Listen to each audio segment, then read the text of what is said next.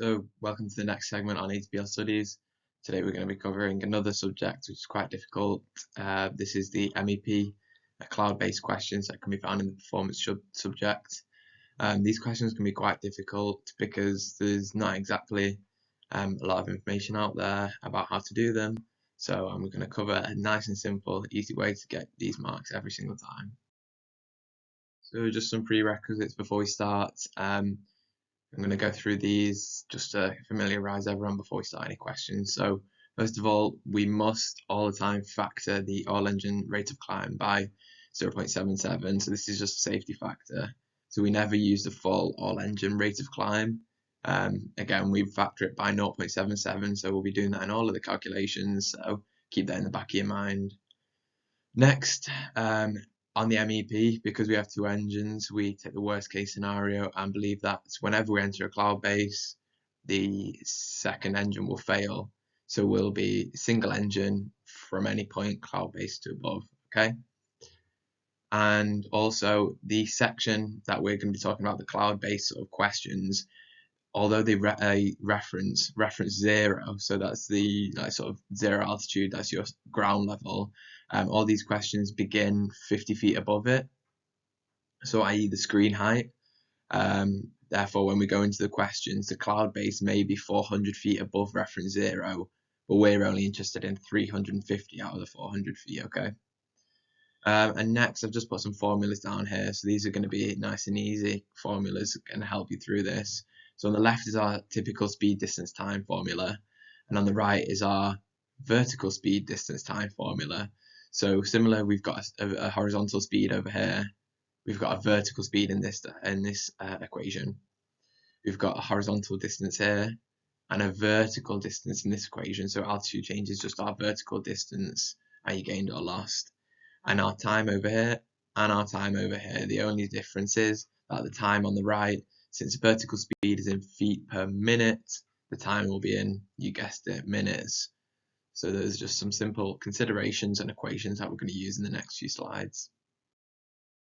So this is the first question that we're going to be going over. It's a rather nice, simple one. It simply wants you to find the distance from the end of the takeoff distance required to 1,500 feet above reference 0. So how long is it going to take us essentially to climb to 1,500 feet? This is just for performance, for obstacle clearance reasons. A lot of the time, which we'll do later, they'll give you an obstacle which is maybe 1,500 feet high, and they'll say how much you clear it by. So we're going to, in this question, we're simply finding the distance, the horizontal distance is going to take for us to climb to 1,500 feet. Okay, so if you're comfortable with the equations, if you're comfortable with doing the question, have a go. If not, I'll be going over it in the next slide. So let's have a little bit of a dive into the question before we start. So given the following information, what is the distance from the end of the takeoff distance required to 1,500 feet above reference 0? So how many nautical miles is it going to take us to climb to 1,500 feet? Taking the information out of the question here, we've got a cloud base at 400 feet above reference 0. We've got a TAS and we have a headwind component, so therefore we'll be able to find a ground speed from those. And we've got our all engine and single engine climb rates. So obviously seeing a cloud base, we're immediately going to know that we're going to use single engine climb rate after the cloud base. So that's just something to keep in the mind. So the first step for this one is going to find out how much altitude we're going to gain in our all engine segment. So to do that, first of all, we need to factor our all engine climb rate, because like I said before, we never use the normal all engine climb rate. We always factor it by 0.77. This might be due to poor piloting, due to shifts in weather on the day, any reason. It's just giving us a little bit of a safety buffer. Okay, so that's the factored rate of climb there for all engines. And next we're going to find out how long it's going to take us to climb to the cloud base. So we're going to use our formula that we saw at the start.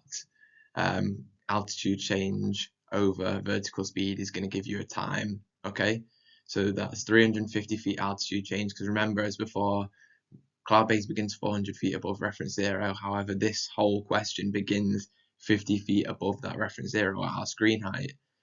So we're going to be talking about only 350 feet there, okay? So 350 feet over the rate of climb is going to give us our time to climb. I'm going to keep that in minutes for now just because it's a lot easier. Next, we're going to find our one engine and up. So we've climbed to 400 feet.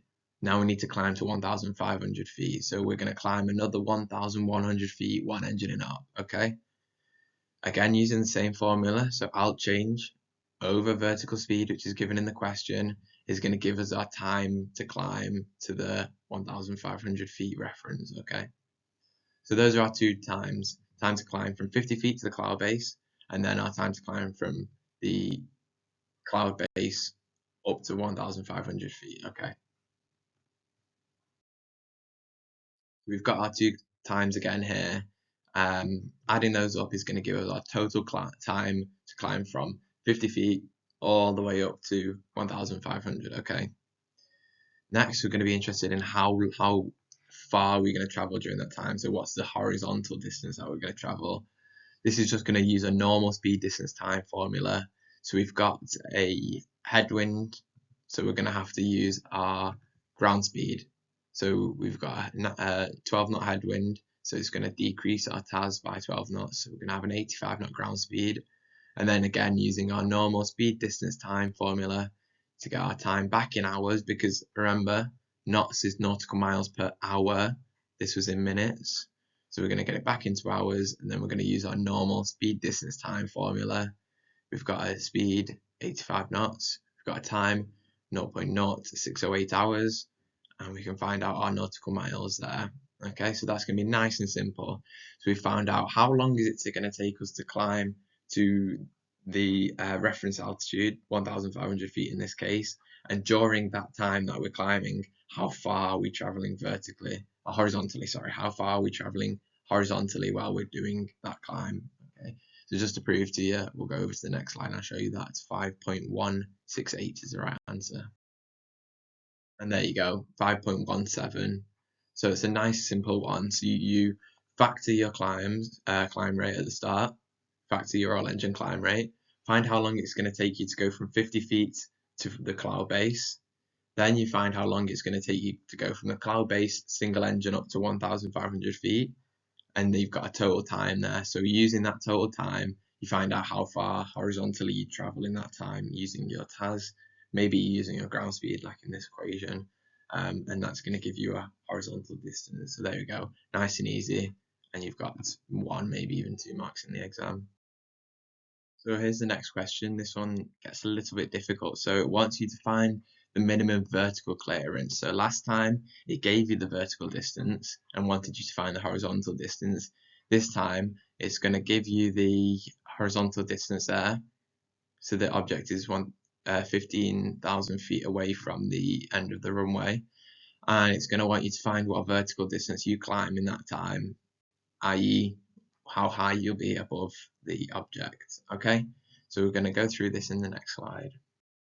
So we're going to use a little bit of a confusing method, however it works. So it's going to be called time A, time B. So we're going to start by finding our times, and then we're going to use them in a second in a further equation. So time A is your time to fly to the obstacle.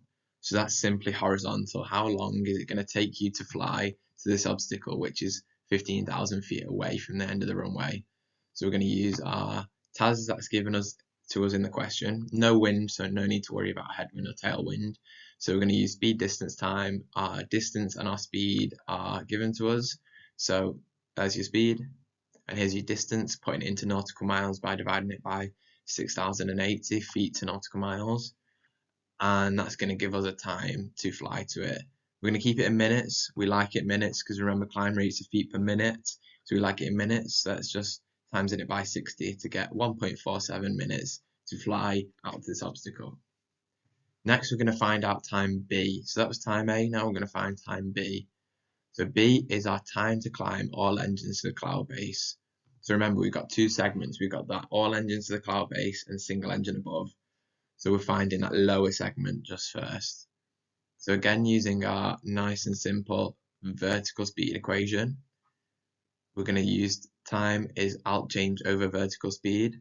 We've got we want to figure out a time, sorry, we've got our alt change, and we're going to have our factored vertical speed.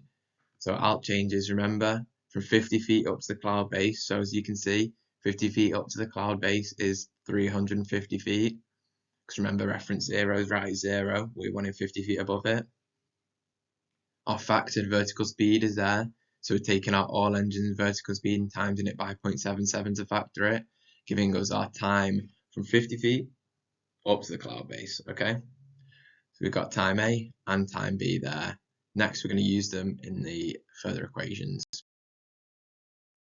So here's just another equation that you're going to have to learn. So one engine in operative alt change. So the distance that we're going to climb, one engine in operative, is going to be vertical speed times time A minus time B.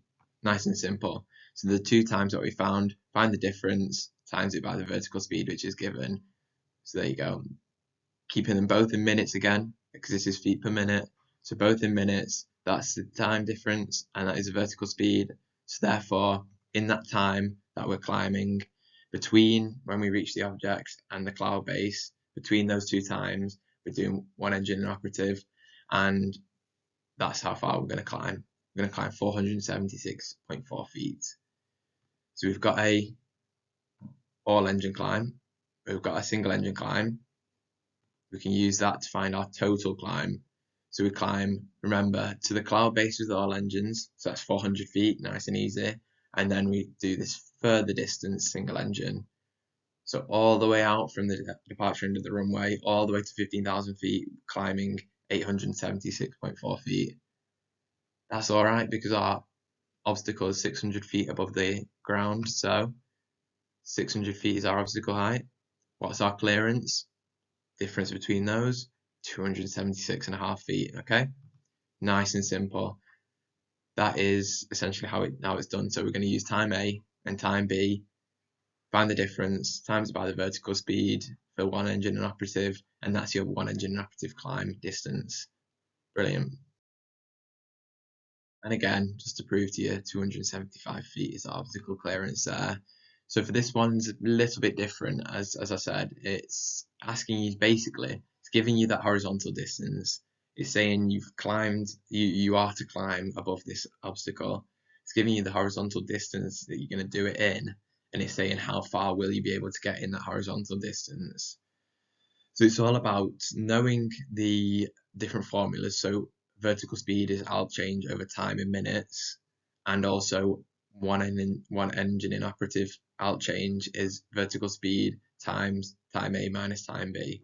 So if you can get those down, remember to always factor your single engine climb rate, and also remember that the distance that we're climbing is from the screen height, so from 50 feet, not from reference 0. So as long as you get those knuckled down, these should be nice and easy. 2, maybe even 3 mark questions if you get a hard one in the exam. Remember to practice on the question banks. Do many of these, and you'll be fine. So best of luck. Any questions in the comments? Feel free to chuck them in there, and I'll be there to answer them. Okay.